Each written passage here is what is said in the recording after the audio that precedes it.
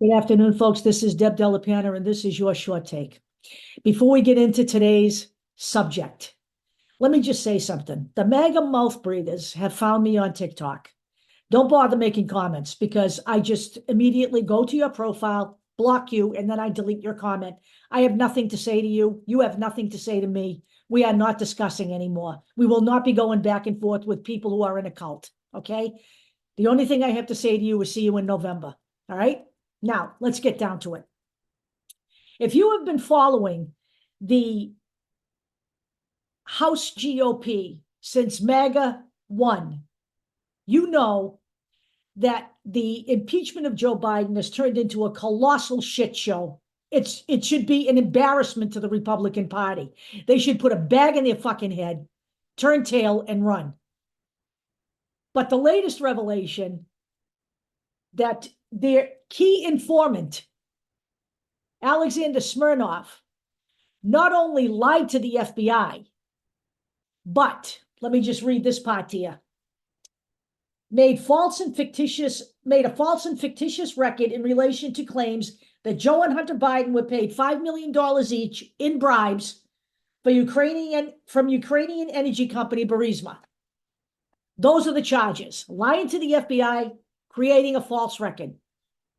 This is the man that was touted and cultivated by Chuck Grassley, James Comer, Jim Jordan.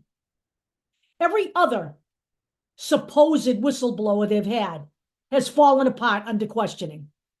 This is a colossal joke, all right? It's a colossal joke, but it isn't funny. None of this is funny because here are the facts, all right? The GOP and Donald Trump, at his direction, has had intent to take down Joe Biden at whatever cost, as long as Donald Trump is happy. They have literally colluded with Russia. This can't be denied anymore. This guy, after this charge, it was revealed that he has extensive contacts in Russian intelligence. What do you think that means, folks? What do you think that means? The 2019 Mueller report determined that Russia interfered with the 2016 election in order to turn it in Trump's favor. And who won? Who won that year? Donald Trump. Donald Trump loves Vladimir Putin. It's his muse, for lack of a better word. He yearns to be like him. We have a Russian asset running for the presidency. We have a party in our government that are just nothing more than puppets for Vladimir Putin and Donald Trump. Whatever Putin wants is what Trump does. Whatever Trump wants is what the GOP does. This is absurd.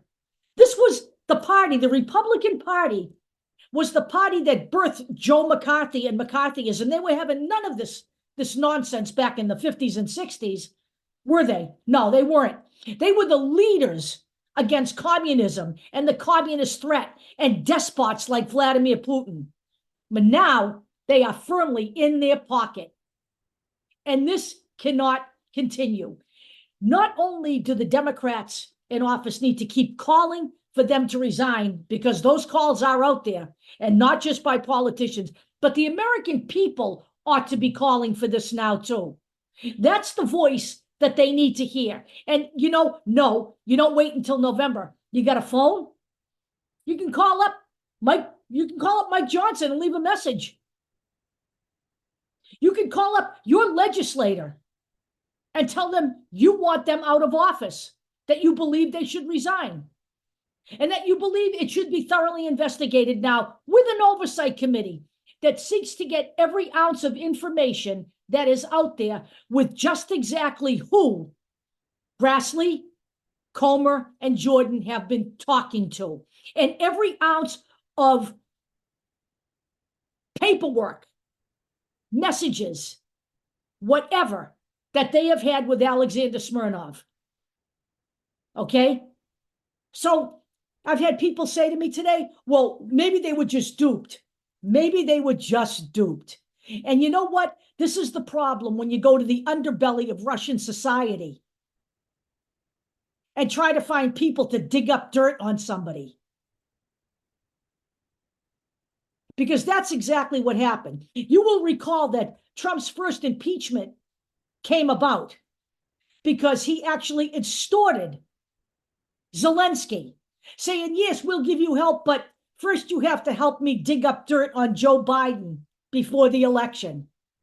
That's what he was impeached for the first time. And you know what? In any normal country, that would have been grounds for impeachment. But unfortunately, the Republicans didn't see it that way.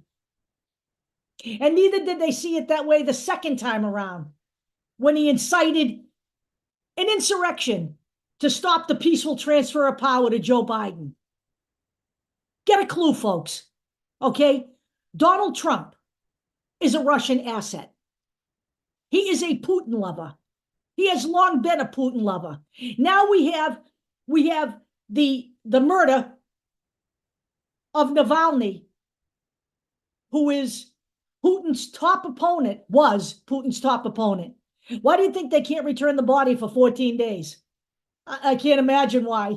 You know, you can't give it to his mother. He won't give it to his wife. Why do you think that is? He didn't die of sudden death syndrome. This is a MO of Vladimir Putin. You didn't think he was going to let Navalny live, did you? But not one Republican has spoken out. Not one.